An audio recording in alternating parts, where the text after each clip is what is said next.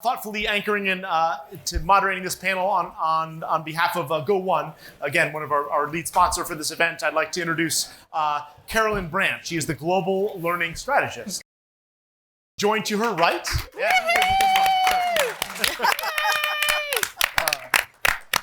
And to her right is Chris Chu. I promised I wouldn't call him Christopher because it brings up legacy memories from Catholic school and getting disciplined and penalized. So I won't do that to you, Chris. Chris is the managing director at Accenture. We're absolutely privileged to have him today with us. Chris. To his right, I got a chance to finally meet for the first time last night, and we shared you had a wonderful chicken sandwich at the Westin. I had something less exciting than that. But Venice Hayes, she's the VP of Corporate L&D at Dell. Welcome to Venice. And then finally, on the end cap there for us, Ali McDonald, who is the product manager and service designer from Genome at Genpact. Did I get it in its full glory? So welcome, Ali. Chris, I'll turn it over to you. I think you might even stay seated. You can do whatever you like. Welcome to the panel. So let me see if this works. You all here? So as my intro was, my name is Chris Chu. I'm based in the San Francisco office. I've been with Accenture for a quarter century. I learned to use that because it sounds pretty impressive. And I made the long trek across the Bay, if anybody of you are from the Bay Area. And if you're not, it's from a school that you might have heard of. It's called Berkeley. It's on the other side. Thank you. So I want to share a little bit with you today, and we're trying to be brief, and there's this material will be made available. You can look at it at your leisure, but I want to just focus a little bit on one page.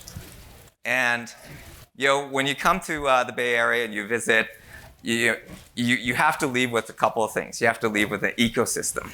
So everything in the Bay Area and Silicon Valley has an ecosystem. So I'm going to leave you with an ecosystem today. And this ecosystem is what we call a new skilling ecosystem. And it's, I don't want to share too much of things that were already discussed today, but why are we using new skilling as opposed to upskilling, reskilling, learning? New skilling to us connotes a more positive message to people, because if you're frightened about digital disruption and you're learning all this new terminology, you feel like you have to relearn skills, or you have to the word there about reskilling frightens people. So if you take the stance around new skilling, you're adding, it's additive, and you're building upon skills you already have developed and learned, and you're applying it in the new context. So that's how we're staging our business focused around new skilling. And then from quickly an ecosystem that I'm going to leave with you, there's always mention of AI, ML, so I'm going to throw that in there. I promise no blockchain, because there's no blockchain in here. But let's say the ecosystem I want to emphasize here is it's strategic. So the whole premise of today is focused around the learner experience and how companies differentiate and have a strategic advantage with a learner experience platform or learner experience. So in order to do that, we look at the ecosystem at the beginning. What is the future operating model? What's the future business strategy? And how does that translate into skills of the future?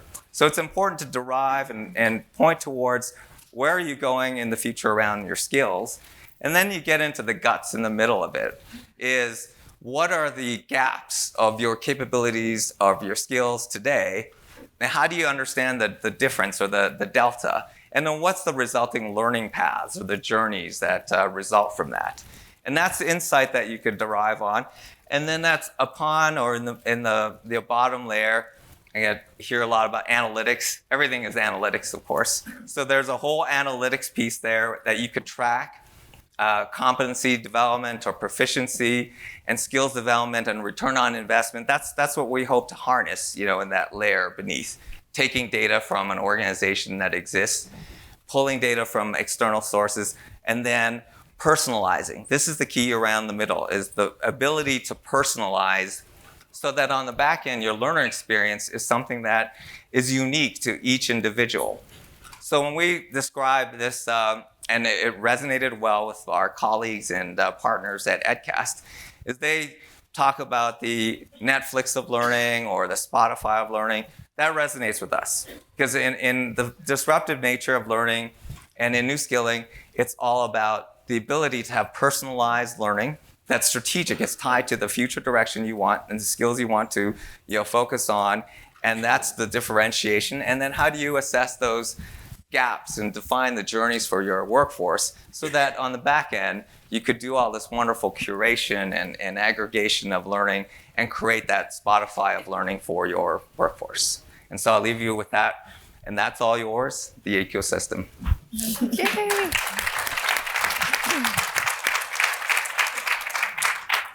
I'm Venice Hayes. I've been with Dell for 20 years.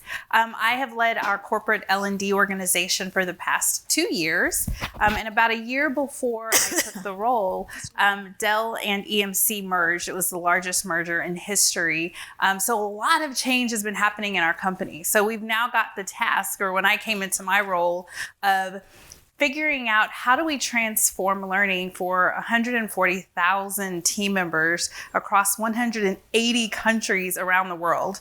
And so I was I sat there for a moment thinking, like, how do we do this, right? How do we move away from traditional learning? How do we move toward making learning available anytime, anywhere, on any device? How do we personalize learning? And when we are in the classroom, how do we take that classroom experience from one that's traditional instruction to more of a facilitated conversation? So there's a lot of things that we were tasked with figuring out. So last year, and I'll just skip to my last slide because, again, we're trying to respect time here. So last year, we're very, very excited to partner with EdCast to bring to our company the learning experience platform that we have branded the Dell Learning Studio. Bringing this studio to the company was something that we weren't sure what was going to happen, right? This was a really big shift, a really big change from a company that was used to going into Saba to sign up for a class and then come and spend, a day, 2 days, 3 days, whatever it was that we were typically doing. So we've introduced the learning platform in partnership with our education services team, and it has taken off. We've got over 63,000 users. And again, this was not by force that we sent them there, right? We introduced it to the company. We positioned it as something that would help people build the skills that they needed. They could build skills that were aligned to their interests. They could not only take in the pathways that we had designed for them, but they could also create their own. So it was all about giving people the ability to access great internal and external content, to practice and apply those things that they were learning, and to build a community, to learn from each other, to follow different channels. So the concept has taken off. People are loving it. I'm not claiming victory, though. We've got 140,000 people in the company. So while 63,000 are excited and engaged, how do we get everyone on board? So it's been a wonderful journey. In the middle there, you'll see another way that we've really been driving the utilization of the platform is through designing a channel, or a carousel, I should say, around future skills exploration. And through this carousel, our users are able to go in and learn about those top future skills that we hear about. Design thinking, cloud computing, analytics, you name it, it's in this carousel. We've even designed a podcast that features internal experts within the company sharing their insights on certain future skills. So that's something that, again, we're starting to point people there. And when people realize it's there, they're just excited and thrilled about it.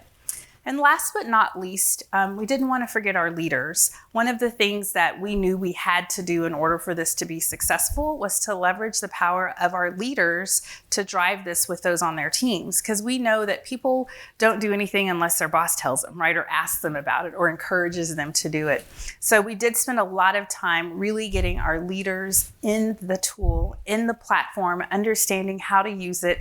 We created short videos for them to show them that during a staff meeting, you can spend 2 minutes, go pull down a little bit of micro learning and have a facilitated conversation on any topic that's in the studio.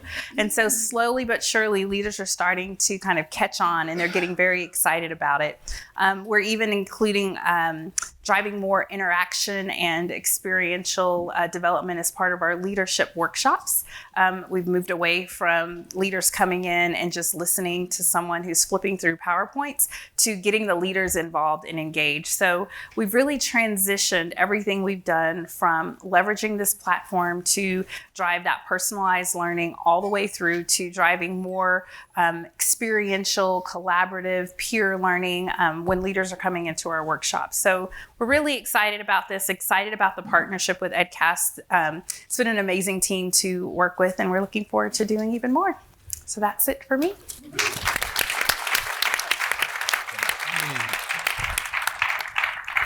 So I'm Ali McDonald. I'm here with my colleague Nilu Chawla. We've been running pretty fast since the back end of last year. So we've only been on EdCast, I think, for about 11 months now. Genpact Genome. We are about 90,000 people. We're growing at about 6,000 people a year. We distribute across 25 countries, 300 kind of distributed kind of skills we've kind of got across the business. Critical thing is most of our organization is offshore. We've got about 50,000 people, 60,000 people offshore. The bulk of those are millennials. I think most of, the majority of our workforce are under 25. And we're seeing a massive change in the way that they are behaving and what their expectations are. That rate of change is unprecedented. And what that means for us is, we are an operations company. We are the thing that runs most of our clients, typically finance, supply chain. Our big focus is on finance and accounting. And so anything that we change is not just affecting our people, it's our people in the context of the client that they're serving. For a while, probably the last 3 years, we've known that we haven't got the skills that we need to move into the space that we're operating in. Our industry's already been massively disrupted by RPA, intelligent automation. So we've already seen a huge increase in our RPA, IA capability, but that's just accelerating. And so we're having to teach people a whole bunch of new skills. And someone mentioned earlier about capabilities and skills. Capabilities like design, thinking with a human-centric approach, as well as skills like machine learning and AI. So I kind of covered that one. Operational transformation. Again, going back to the operational change, we're having to kind of plan change at the team level. And one thing that we've realized over this journey is that unlike most knowledge worker type scenarios, we have to really be precise about how we deliver training into organizations. Our IO organization has grown up in a world of Lean Six Sigma. It runs really, really efficiently. We're now trying to inject effectiveness into that. Whilst all this change is going on, we're having to look at how we build resilience into the team. And we think of T-shaped skills as a way to do that. So essentially what we're trying to do is push in more, broaden the T in the T-shape, broaden the top of the T in order to get more interdisciplinary competence within teams. We believe that's the key to resilience. So in the old days, we had really specialized roles within a team. We're creating some more skills that everyone can do and kind of building depth only where we require it.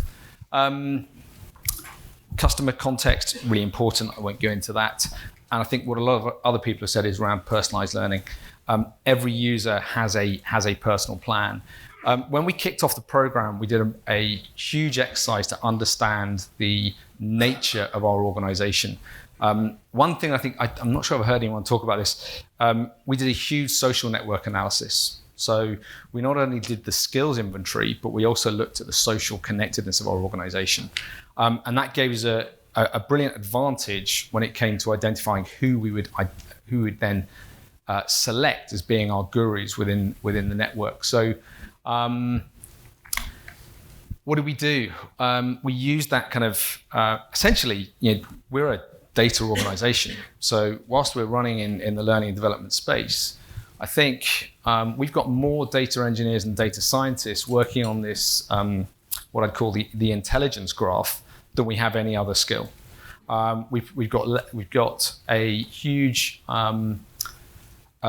community management capability. So essentially, we're organizing cohorts of people and packaging their experience as they go through the learning journey. What else? And we're building their education into the flow of work. So they're evolving as their team competence builds. We're building training into that evolution. Is that the end of my slides? No? The key to it, I'll just be very brief, is bits. So when we first designed this, Gianni was doing some work. Gianni, my boss, was doing some work at MIT in the Center for Collective Intelligence. I was doing some work at MIT on human-computer interaction.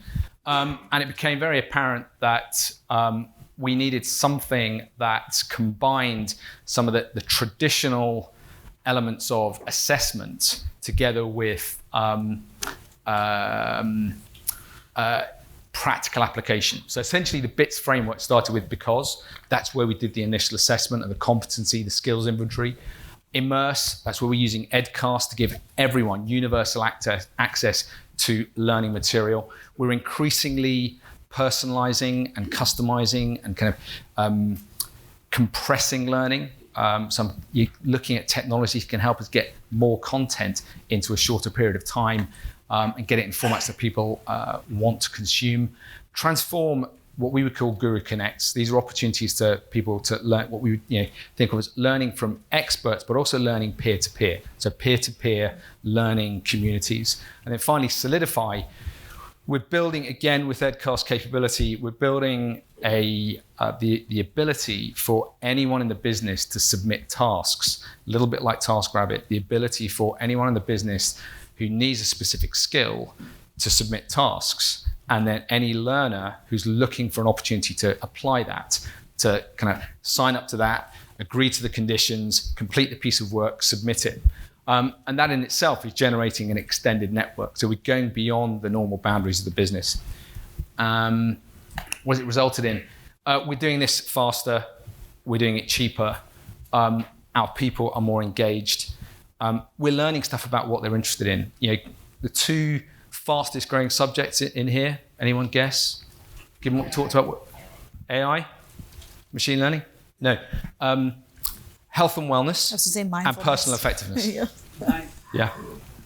So there we go. Yeah, that's great. Very cool.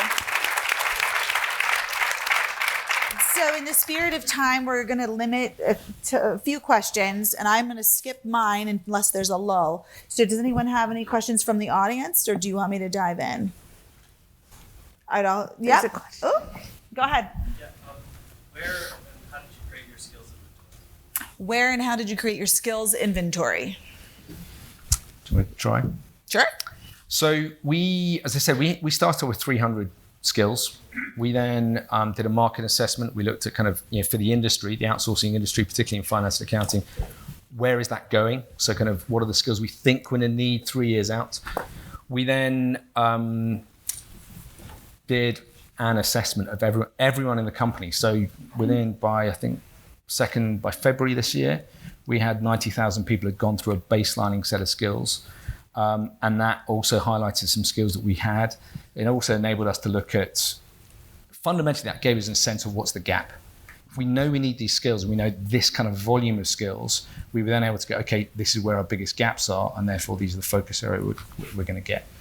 And we're continuing to evolve that. I think there's potential opportunity to look at how we connect to external sources. So that's a big focus for us now.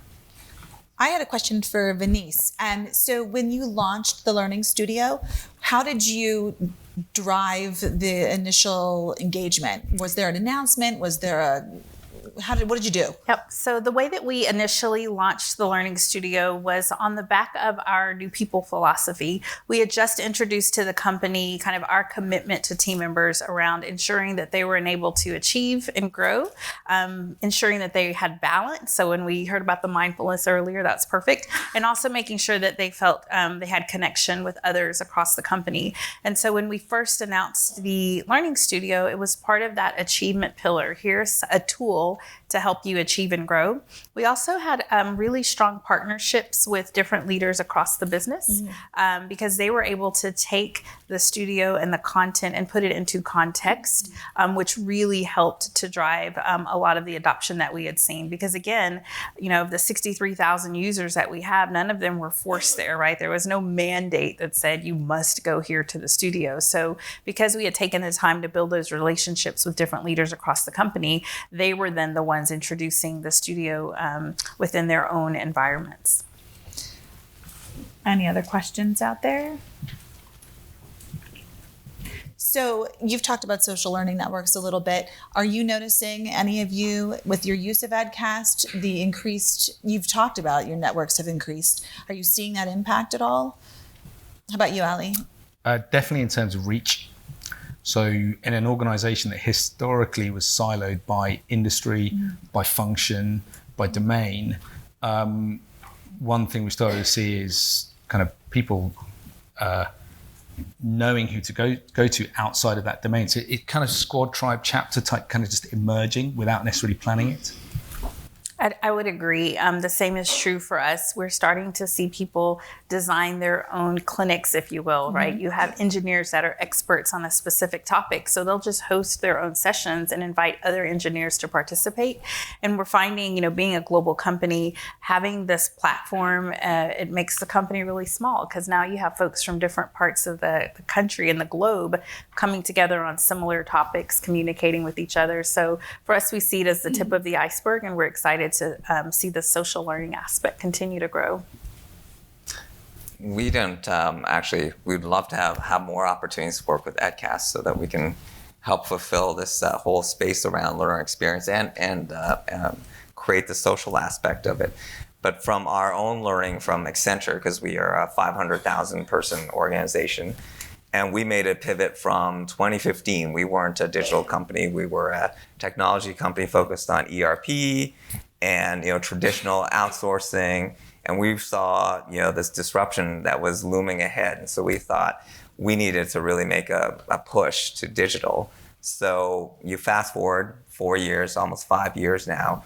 I think our business now represents 80-90% digital business. In order to do that, we did a whole bunch of things, and we created a whole bunch of bite-sized learning, learning enablement through learner experience, all these concepts that you've heard today. But one of the key aspects is around the social aspect, because you create a pull or a network or a culture where people can curate their own. So you have communities of practice and they can teach their own. They find a really cool video of blockchain. I like to click on that one. But it resonates with a certain population and they found it very insightful, so they will push it out there. And then that creates likes, dislikes. It's a social kind of atmosphere. And I think that had a lot to help and accelerate this environment. Any other questions? Go ahead. I'm just wondering if anyone can speak to the types of teams that you stood up in your organizations to sustain your learning campaign launch and the platform itself. So I can go first on that one. So I promised I wouldn't say his name, but I'm gonna because he's here. So Ed Bell in the corner over there. It was really his team that have been kind of the backbone from a technical standpoint to ensure the features, functionality, all those things are functioning. My team has worked kind of in a consultative fashion to work with all the different business units to just figure out how do we use it, right? While Ed and team are making sure that it works, they're trying to figure out how do we plug this into our environment? How do we get people excited? Because frankly, I heard someone mention it before, people are overwhelmed. It's kind of scary when you first look at it. So we've really done everything that we can to just get out there, consult, talk to as many leaders as we can. When we see opportunities to leverage the studio, we bring it up. And once people realize it, they're like, oh, this is a fantastic idea. So it's definitely been a great process over the past year. I know as we get into FY21, we'll probably see ourselves getting even more kind of core teams, if you will, of folks to help be ambassadors to help drive adoption and utilization. I could take a little bit of that because we're on a front end of helping a super major, transform or become the digital oil company of the future. And so in year one of their journey, their digital or new skilling journey, we've created agile teams and created teams to focus on a few areas. One was, I heard, skills inventory. So what are the skills of the future across the enterprise that are relevant? And then how do you double click those into whether it's upstream, downstream, corporate, the different segments of the business. So there's a skills, team, and then there is a experience team that's focused on how do you get the right experience as you engage the workforce in designing this capability. And there's a big focus on people team, which is a broad category. People is everything. But I think it's change management. I heard, some, focus earlier from the other speakers around change management, because this is a piece that you could really create the momentum and create that, culture of learning, and that's a big piece of the team that we bring together to work through this process. 2 years ago, we acquired a company called Tandem 7, experience design, human-centric design. We started there. We just started with what is it like to be an ops person? What is it like to be a transitions person? And start with what's the best way to embed learning into their day. And out of the back of that, we grew the data and engineering and AI, machine learning team. And then we go into community management and how do we manage these communities, just looking at almost like marketing segments and cohorts of people. And kind of like content, kind of EdCast looked after the content. And so it's only latterly that we've got into what you might call traditional knowledge management, content management. But there's definitely synergies coming along now as we go as learning merges with knowledge. All right, I bet that's time. I'm going to stop here and thank you guys for participating today.